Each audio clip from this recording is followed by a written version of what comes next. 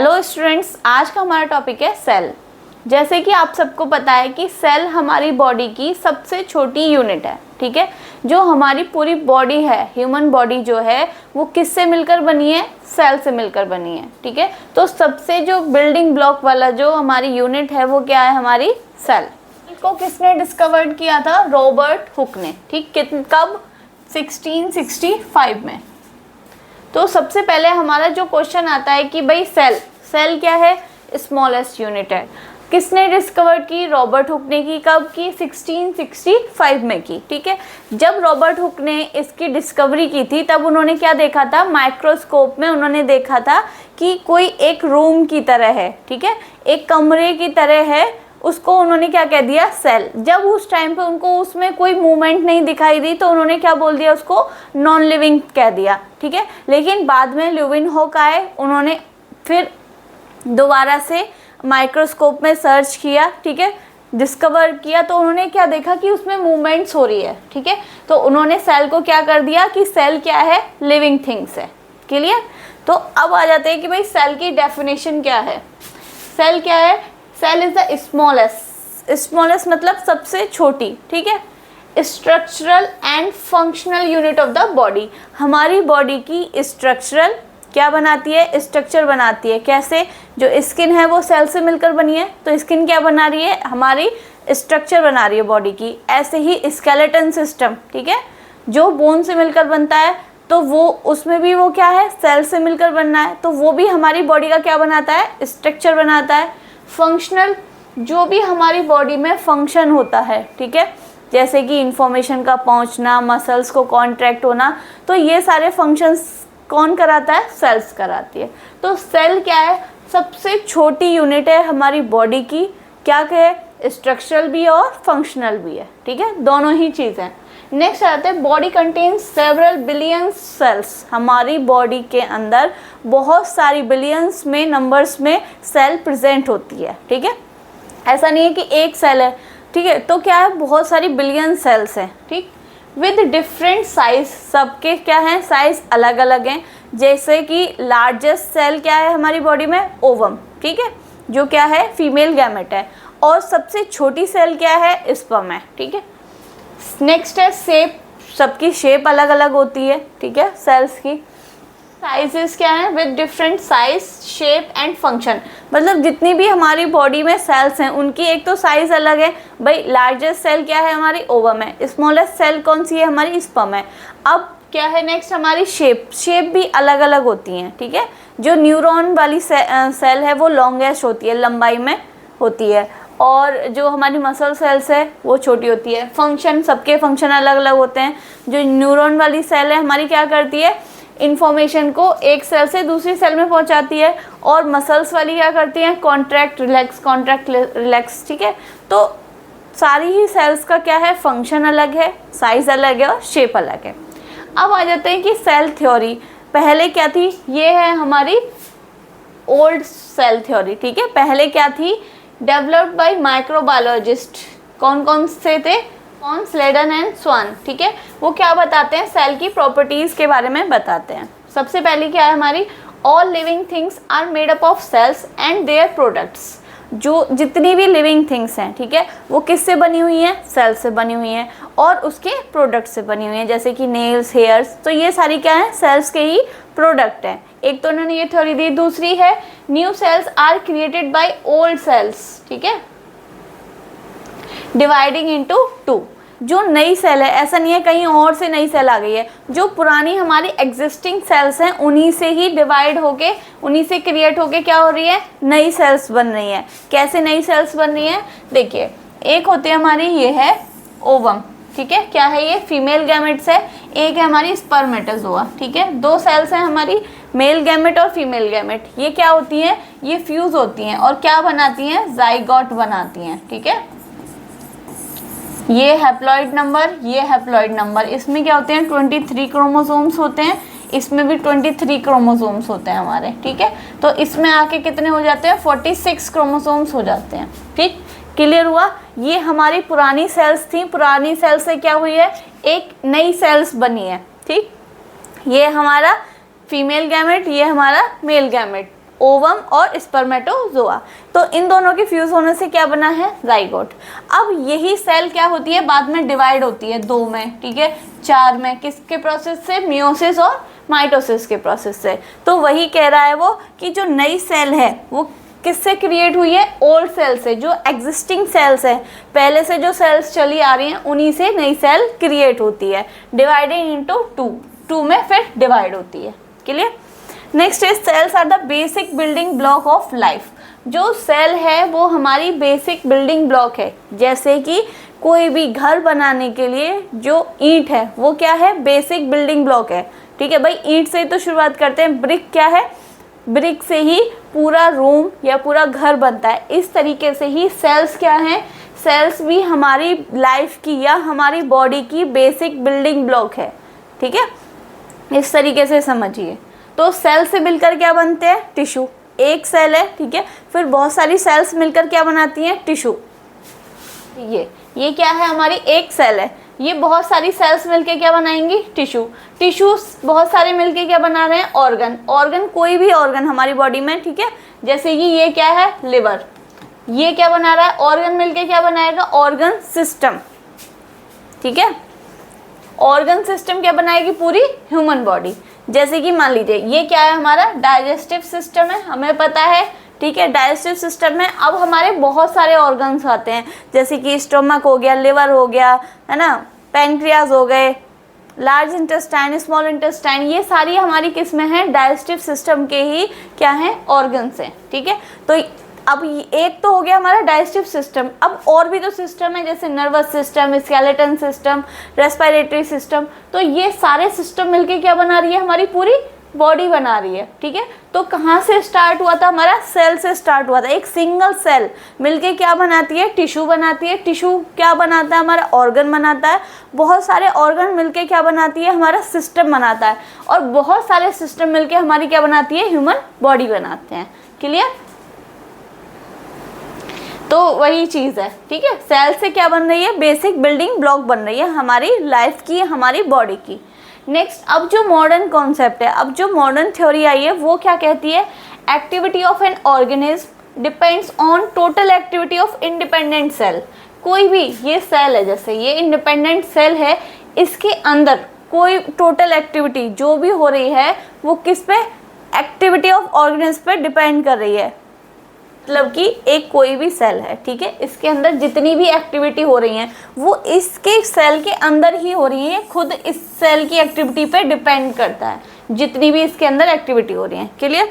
Next है, energy flow occurs in cell through breakdown of carbohydrates by respiration. भाई cells में जैसे कि आपको पता है कि सेल्स क्या करती है, डिफ्यूज़न के थ्रू प्रोसेस को ऑक्सीजन को बाहर ऑक्सीजन को अंदर लेती हैं और CO2 को बाहर निकालती हैं। और किसका ब्रेकडाउन होता है, कार्बोहाइड्रेट्स का, जब भी तो एनर्जी मिलती है, ठीक है। सेल्स को कहाँ से एनर्जी मिलती है भाई, वो ब्रेक डाउन करती है कार्बोहाइड्रेट्स, प्रोटीन्स वगैरह, तभी तो हमारी सेल्स को एनर्जी मिलती है, फिर वो एक्टिविटी कर पाती है। तो ये जो एनर्जी का फ्लो है, ठीक है, ऑक्सीजन का आना, कार्बन डाइऑक्साइड का जाना, तो ये किसकी वजह से हो रहा है, सेल्स के अंदर हो रहा है, ठीक है। नेक्स्ट है, sales contain information necessary for creation of new sales. नई सेल के लिए जो सेल्स के अंदर इंफॉर्मेशन है वो भी क्या हो रहा है, ट्रांसफ़र हो रहा है, ठीक है। जैसे कि जिसको हम क्या बोल रहे हैं, हेरिडिटी इंफॉर्मेशन इन DNA। सबको पता है कि मान लीजिए ये हमारी कोई सेल है, सेल के अंदर क्या होता है, न्यूक्लियस, न्यूक्लियस के अंदर क्या होता है, DNA, ठीक है। DNA क्या है, ये हमारा जेनेटिक मटेरियल है, ठीक। ये कैसे है, अब ये जो सेल है ये 2 में डिवाइड होगी, ठीक है, ये पेरेंट सेल है और ये डॉटर सेल्स हैं, 2 सेल्स में। तो ये जो जीन्स हैं या DNA है ये दोनों सेल्स में जाएगा, ठीक है। तो ये क्या कर रहा है, इंफॉर्मेशन को ट्रांसफ़र कर रहा है, एक जनरेशन से दूसरी जनरेशन में क्या कर रहा है, ट्रांसफ़र कर रहा है। जैसे कि हमारे पेरेंट्स से उनके DNA या फिर उनकी जीन्स वगैरह हम में ट्रांसफ़र हुई और हमारे से नेक्स्ट जनरेशन में ट्रांसफ़र होंगी। तो सेल्स के अंदर वो इंफॉर्मेशन होती है, ठीक है, जिससे कि वो नई सेल क्रिएट कर सके और उसमें वो इंफॉर्मेशन को भेज सके, जिससे कि रेप्लिकेशन हो सके या फिर वो इंफॉर्मेशन दूसरी सेल्स तक पहुंच सके, ठीक है। तो अब जो सेल्स की थ्योरी है वो ये कहती है। अब नेक्स्ट आ जाते हैं, ये है सेल, ठीक है। सेल को किसने आउटर कवरिंग कर रखी है? सेल मेम्ब्रेन, जिसको कि हम प्लाज्मा मेम्ब्रेन भी कहते हैं। ठीक है, ये ठीक है, सेल की आउटर कवरिंग या आउटर लेयर को हम क्या बोल रहे हैं? प्लाज्मा मेम्ब्रेन या सेल मेम्ब्रेन। ये कौन सी सेल है? हमारी एनिमल सेल है। प्लांट सेल अलग है, डिफरेंट है, उसमें जो सेल जो इसकी मेम्ब्रेन है उसको सेल वॉल बोलते हैं, उसके ऑर्गेनल्स भी थोड़े से डिफरेंट हैं।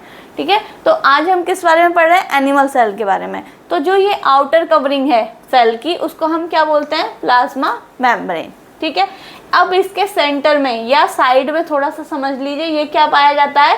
न्यूक्लियस। ठीक है, ये क्या है?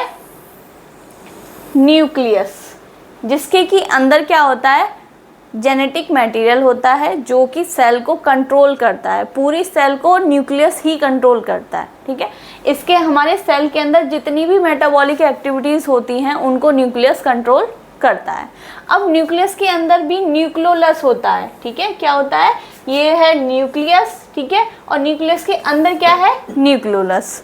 इसके अंदर क्या होता है? इसके अंदर राइबोसोम्स का फॉर्मेशन होता है, प्रोडक्शन होता है। राइबोसोम्स क्या हैं? जो कि प्रोटीन बनाती हैं, प्रोटीन फैक्ट्री कहलाते हैं। ठीक है, तो वो इसके अंदर इसका प्रोडक्शन होता है। अब इसके अंदर ये जो है, ये धागे नुमा दिख रहा है आपको, ये धागे वाले, इसको हम क्या बोलते हैं? क्रोमेटिन। क्रोमेटिन के अंदर क्या है? डीएनए, जो कि क्या है? जेनेटिक इन्फॉर्मेशन है या फिर हेरिडिटी इन्फॉर्मेशन है। डीएनए के अंदर क्या है कि जो एक जनरेशन से दूसरी जनरेशन में इंफॉर्मेशन को ट्रांसफ़र करते हैं। ठीक है, क्लियर।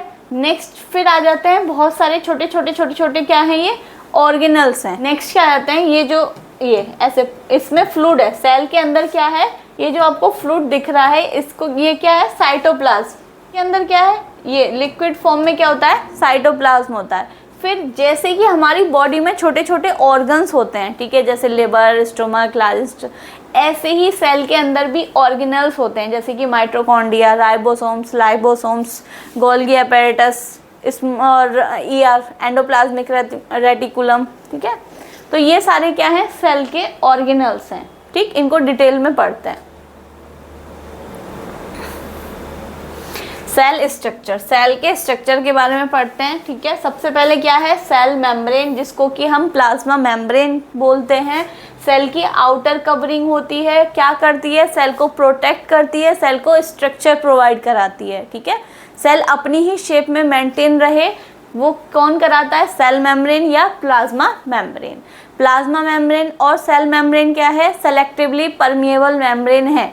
ऐसा नहीं है कि कोई भी चीज़ सेल के अंदर घुस जाएगी, नहीं, वो सेलेक्ट करेगी कि कौन सी चीज़, ठीक है, सेल के अंदर जा सकती है और सेल से बाहर आ सकती है। तो इस मेम्ब्रेन को हम क्या बोलते हैं? सेलेक्टिवली परमिएबल मेम्ब्रेन, कि ये सेलेक्ट करके किसी भी मॉलिक्यूल्स को तभी अंदर भेजती है या बाहर लाती है। ठीक है, नेक्स्ट आ जाते हैं न्यूक्लियस। न्यूक्लियस के बारे में हमने पढ़ा। न्यूक्लियस क्या है? सेल का कंट्रोलर है। कंट्रोलर क्यों है?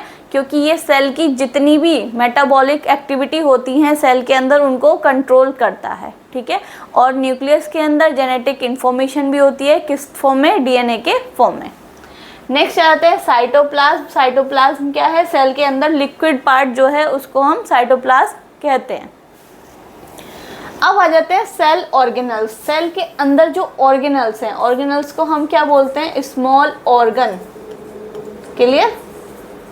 जैसे हमारी बॉडी में ऑर्गन्स होते हैं, ऐसे ही सेल के अंदर क्या पाए जाते हैं? ऑर्गेनल्स पाए जाते हैं, जिनका अलग अलग फंक्शन होता है। क्लियर? सबसे पहले पढ़ेंगे माइटोकॉन्ड्रिया। सबको पता होना चाहिए कि माइटोकॉन्ड्रिया को क्या कहते हैं? Power house of the cell. क्यों कहते हैं power house of the cell? क्योंकि ये एनर्जी को क्या करता है? प्रोडक्शन करता है, एनर्जी को प्रोड्यूस करता है। किस फॉर्म में? एटीपी के फॉर्म में। एटीपी का क्या मतलब है? Adeno triphosphate. क्लियर?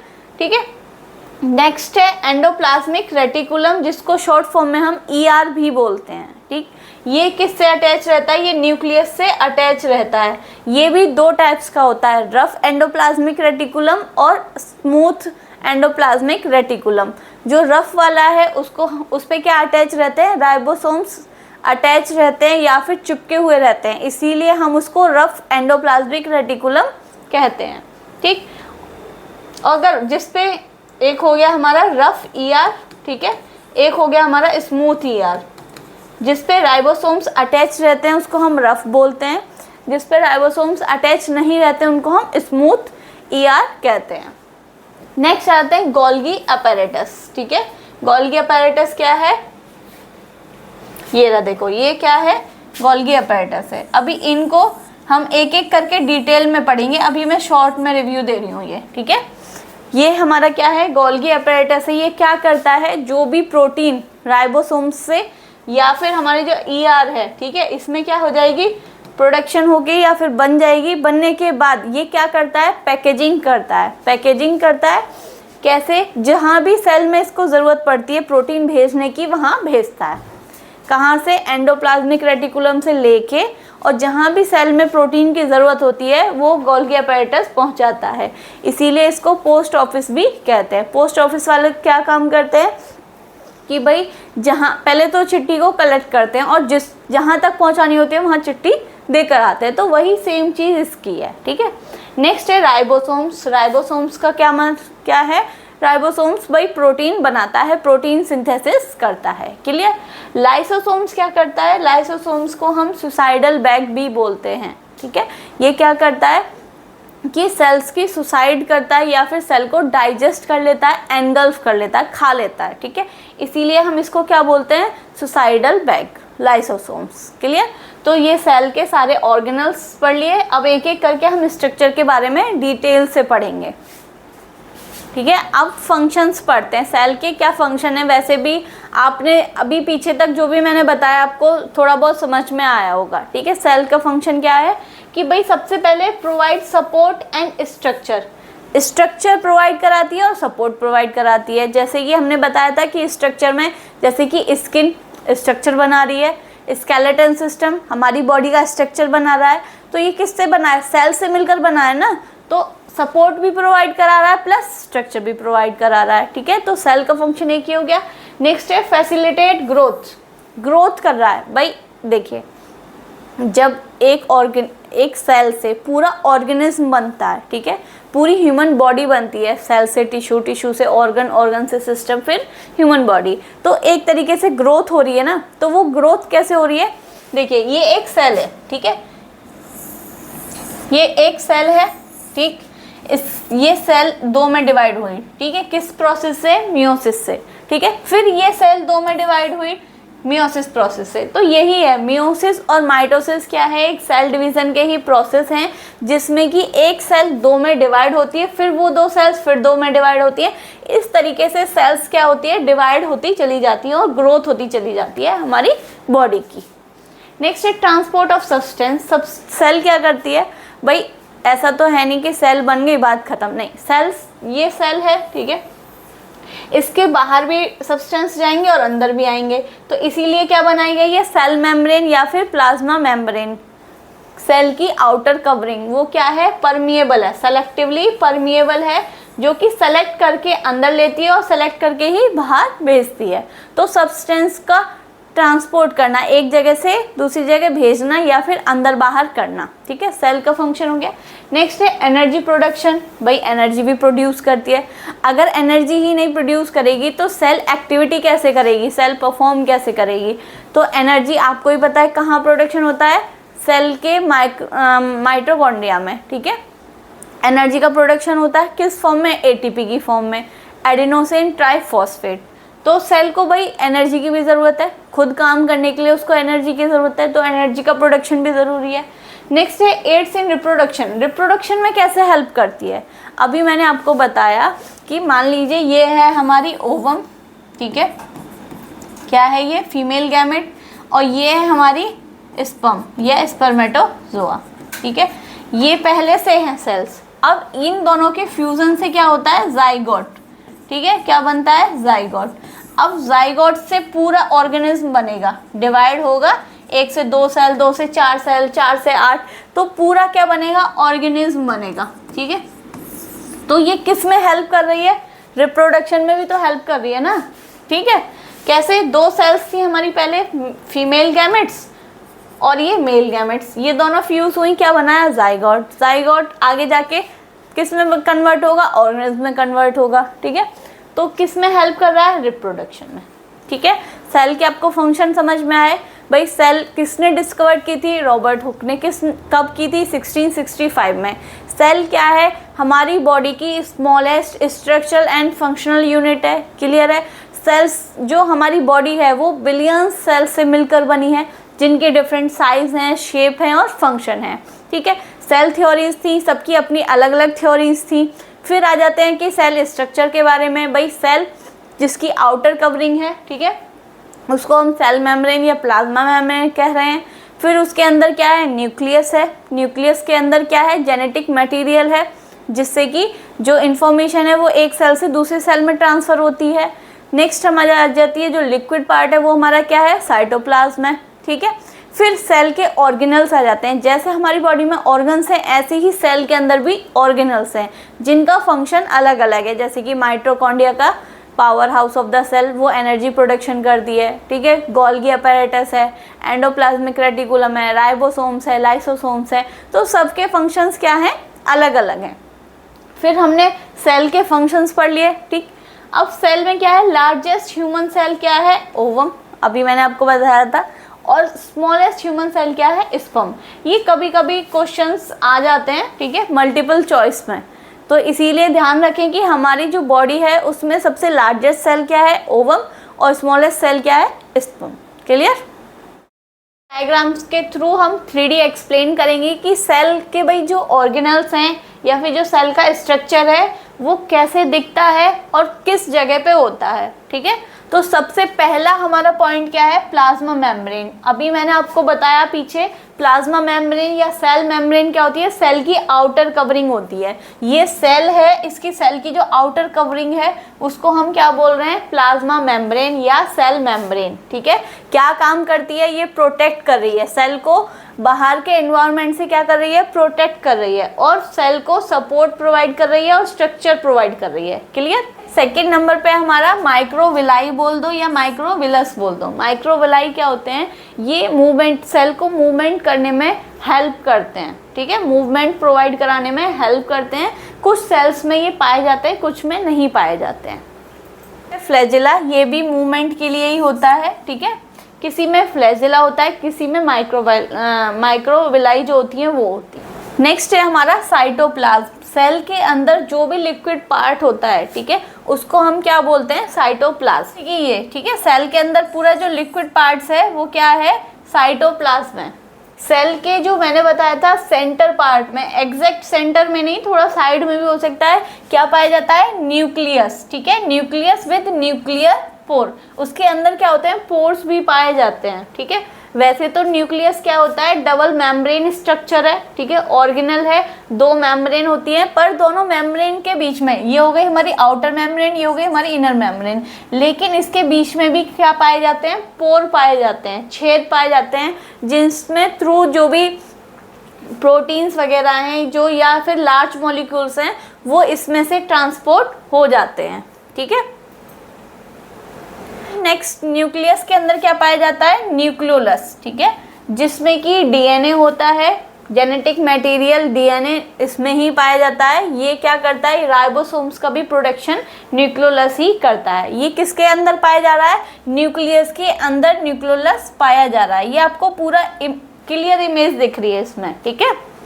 हमारा रफ एंडोप्लाज्मिक रेटिकुलम, ठीक है, ये क्या है हमारा, ये इमेज जो दिख रही है आपको, ये क्या है, रफ एंडोप्लाज्मिक रेटिकुलम, ठीक है। ये किससे अटैच है, न्यूक्लियस से अटैच है, ठीक। रफ इसलिए बोल रहे हैं, इसके ऊपर क्या अटैच रहते हैं, राइबोसोम्स अटैच रहते हैं, इसीलिए हम इसको रफ एंडोप्लाज्मिक रेटिकुलम कहते हैं।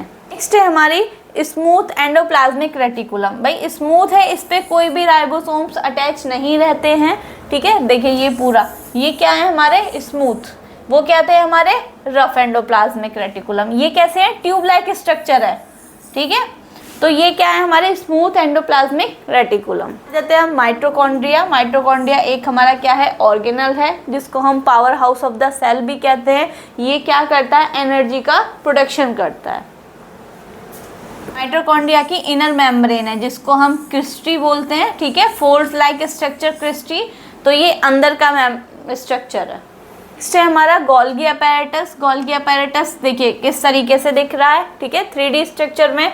गोल्गी अपैरेटस क्या करता है, ये एंडोप्लाज्मिक रेटिकुलम जो ER है वहाँ से जो प्रोटीन है वो आती है और उसकी पैकेजिंग करता है। पैकेजिंग करने के बाद जहाँ भी सेल में ज़रूरत पड़ती है वहाँ पे ट्रांसपोर्ट करता है, ठीक है।